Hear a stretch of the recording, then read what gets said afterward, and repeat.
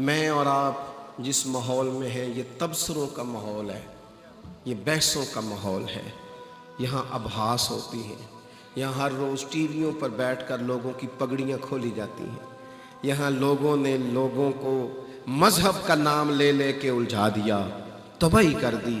آپ یقین کرو ملک کی صورتحال یہ بنا دی گئی ہے کہ شاید اس ملک میں کوئی بندہ بھی ٹھیک نہیں۔ یہ ذرا دوستوں کو گزارش کریں جی، بات سنیں تھوڑی دیر۔ عزیز دوست آپ توجہ کریں جی میری بات پر، تھوڑا بہت انتظامیہ کام تو کرتی ہے نا، پھر آپ توجہ کریں گے۔ الجھا دیا گیا، الجھا دیا۔ دیکھو میں ملک سے باہر تھا ایک دفعہ، تو مجھے ایک صاحب کہنے لگے جی پاکستان کا تو حال ہی کوئی نہیں، مولوی خراب، پیر خراب، فلانا خراب، سیاستدان خراب، عوام لڑتی ہے۔ میں نے کہا آپ کو دور بیٹھے کیسے پتہ ہے؟ آپ کو کیسے پتہ ہے؟ ایسا کوئی مسئلہ نہیں، خرابیاں ہیں بڑی ساری ہیں، پر جتنے آپ پریشان ہیں اتنا تو کوئی مسئلہ بھی نہیں۔ ہم تو اس وطن میں رہتے ہیں، یہ بھی سیلاب آیا ہے نا۔ میں نے الحمدللہ دورہ کیا ہے، کل میں پھر چلا جاؤں گا اسی علاقے میں، صبح پہنچ جاؤں گا۔ ہمارا وہاں کیمپ لگا ہوا ہے، سنگی کام کر رہے ہیں، اور بھی کچھ علاقوں میں کر رہے ہیں۔ میں نے دیکھا ہے جن بچیوں نے مشین پہ بیٹھ کے جہیز بنایا نا، محنت کر کے، باپ کمزور ہے، انہوں نے بھی سیلاب والوں کو دے دیا۔ چھوٹی چھوٹی بچیوں نے نکال کے اپنی جیبیں خالی۔ آپ اس قوم کو برا سمجھتے ہیں؟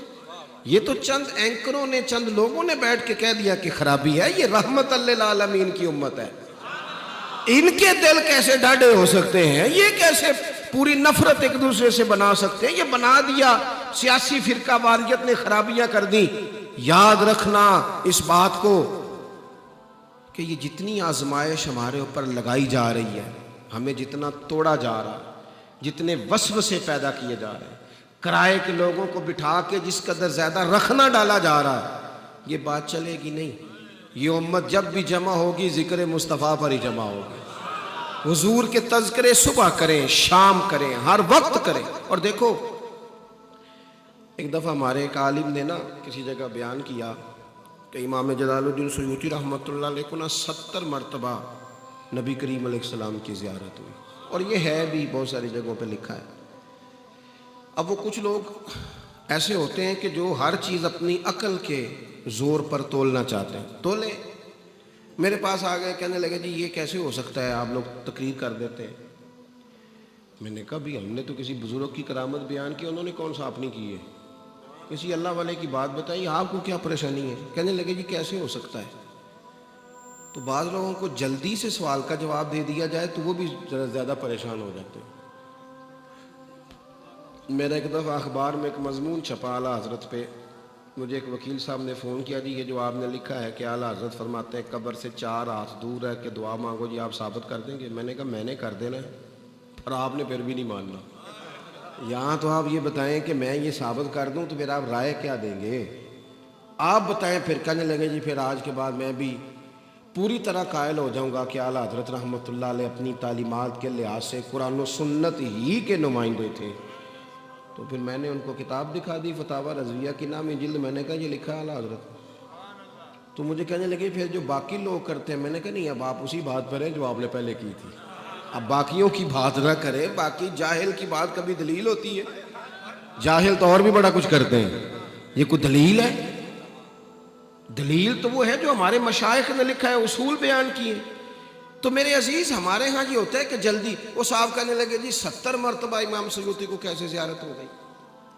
میں نے کہا اچھی طرح سوچ لیں، اگر میں کوئی بات عرض کروں گا، اگر آپ کا دل کشادہ ہے، ماننا چاہتے ہیں، کچھ لوگ ایسے ہیں جو صرف بحث کرنا چاہتے ہیں، کبھی بھی کسی جگہ کسی شخص سے بحث کریں تو گفتگو دلیل کی حد تک ہو، زد نہ ہو۔ یہ زد ہے ہمارا اختلاف دلیل تک۔ دیکھیں نا حضرت عمر نے آ کے کہا کہ کوئی بات ارشاد فرمائی تو حضرت ابو ایوب انصاری اٹھ کے کھڑے ہو گئے، کہنے لگے نہ آپ کی بات سنیں گے نہ فرما برداری کریں گے۔ حضرت عمر نے کہا کیوں؟ کہنے لگے جی ایک سب کو چادر ملی تھی اور کسی نے تہمت بنایا، کسی نے کرتا، آپ نے ڈبل کیوں بنائی؟ حضرت عمر کہنے لگے میرے بیٹے سے جواب لے لو۔ حضرت عبداللہ ابن عمر کہنے لگے ایک چادر مجھے بھی تو ملی تھی نا، میں نے ابا جی کو دے دی۔ ان کی ضد نہیں تھی۔ اسی وقت حضرت ابو ایوب انصاری اٹھ کے کھڑے ہو گئے فوراً۔ ہم نہ ماننے کو تیار نہیں ہوتے، ہم ضدی ہیں۔ ہمارا اختلاف जिद वाला है, दलील तक नहीं। उसी वक्त हज़रत अबू अय्यूब अंसारी उठे, कहने लगे आप कहें हम सुनेंगे भी और फर्मा बरदारी भी करेंगे।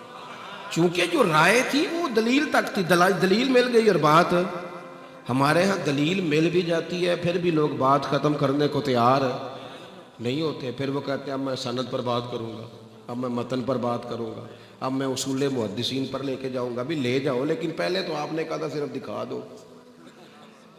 अब पहले तो आपने कुछ और कहा था। हमारे यहाँ लोग दलील तक नहीं रखते। मैं बात बस समेटने वाला हूँ।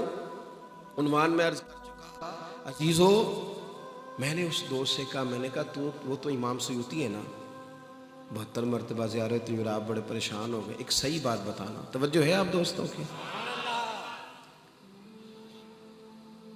आपने कभी गौर किया जो बंदा सारा दिन साइकिल चलाए ना, ये सिर्फ समझाने के लिए कह रहा हूँ, बिला मिसाल और बिला तशबीह, मिसालें सिर्फ समझाने। जो बंदा सारा दिन साइकिल चलाए वो ख्वाब में चलाता कि नहीं चलाता? मैं अपनी बात नहीं कर रहा कि मैं ख्वाब में भी तकरीरें करता हूँ, अपनी बात नहीं कर रहा। रूटीन में जो बंदा जो काम भी करे वो बंदा रात को ख्वाब में भी वही काम, आप तजर्बा कर लें।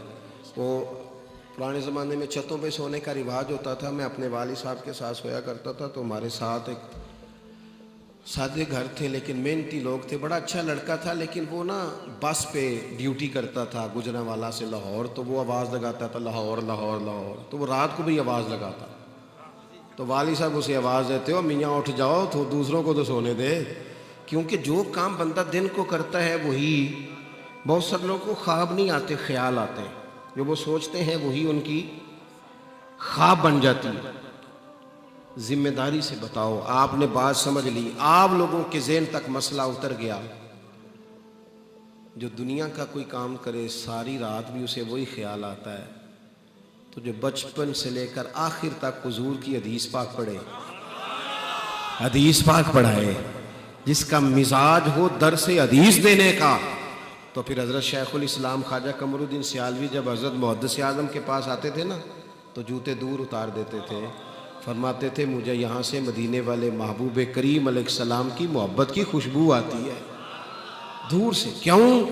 इमाम सयूती को ज़ियारत हो जाती थी कि जब काम ही ये किया, अल खसाइसुल कुबरा लिखी, हुजूर की उन्होंने तारीफ़ की, उन्होंने महबूब के फ़ज़ाइल खसाइल शुमाइल जमा की। और ये वो लोग थे जो वुज़ू करके लिखते थे, जो मोहब्बत का ज़ाविया रखते थे। तो जो सारा दिन उन्होंने किया, तहकीक की, रिसर्च की, काम किया, अगर वो कभी उनका ख्वाब भी बन जाए, ख्वाब मेरी विच आया माही ते मैं ना गल विच पा लिया बावां, डर दी मारी अख भी ना खोलाऊं किते फिर बिछड़ ना जावां।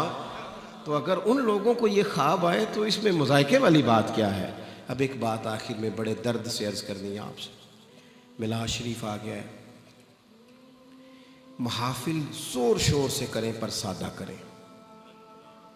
आपके मोहल्ले में जो बच्चा नात पढ़ता है वो भी हुजूर ही की तारीफ़ करता है। 40,000 का नात का खरीदने की कोई ज़रूरत नहीं। मेहरबानी फरमाएं आप। और एक और बात भी, एक तो ज़रूरत है, सैलाब ज़दगान बड़े परेशान हैं, उस तरफ हमारी तवज्जो होनी चाहिए। और वैसे भी हमारे दाएं बाएं बड़ी गुर्बत होती है, ज़रूरियात होती हैं। हम ना कुछ माहौल इस तरह का, मैं पिछले साल मैंने दोस्तों से कहा था, आपसे भी गुजारिश करता हूँ कि एक जैसी रोटी पकाएं महफिल पे, एक जैसी।